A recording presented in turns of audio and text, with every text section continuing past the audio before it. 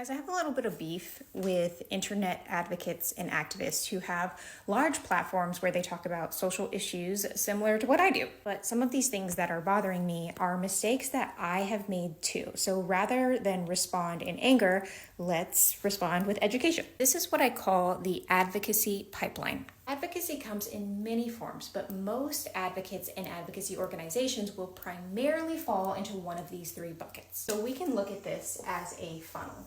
At the top of the funnel, we have awareness, or what I very lovingly call the talking heads. These people are extremely skilled at getting very important information out to the masses. Influencers, news stations, podcast hosts, these people are telling you what the problem is. At the bottom, we have action, and this is what I call boots on the ground advocacy. Union organizers, nonprofits, policymakers, these are the people having face-to-face interactions with their community to solve the issue. Education just pulls from these two buckets to make sure that we understand everything. Learn about it, understand it, fix it.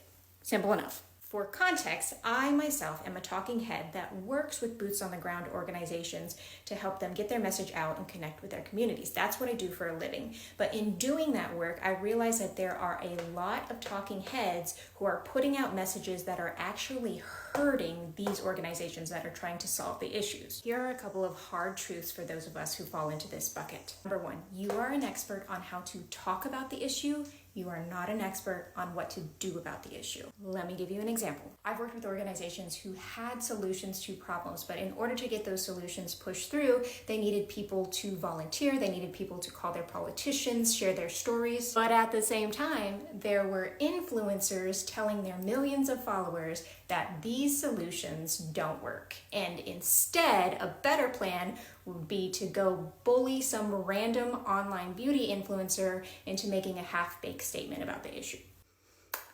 That did absolutely nothing. And again, I say, you don't know what you don't know. If we could have funneled that mob mentality into bullying politicians and leaders and giving the people who are actually doing things all the resources that they need, then maybe we could have actually solved that issue. Second hard truth.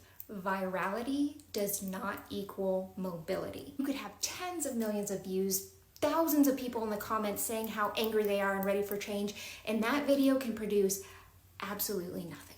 Virality can be great for awareness, but those people have to move through the rest of the funnel if you actually want to produce a change. Third and last one, and honestly, this one might be the hardest because it was really hard for me to accept. You do not get any awards for saying all the right words, knowing all the right issues, and canceling anybody who doesn't do advocacy the exact same way that you do. In fact, when you show the public that purity is the standard of advocacy, you actually hurt all the work that we are doing down here. Boots on the ground organizations who are working with actual people in their community know that advocacy is messy. It's about meeting people where they are and allowing them to participate in the capacity and education level that they're at. The advocacy equals purity message that this group keeps putting out to the public is making it increasingly hard to get people to move to this last stage of advocacy because people are becoming increasingly intolerant of doing the messy, morally ambiguous work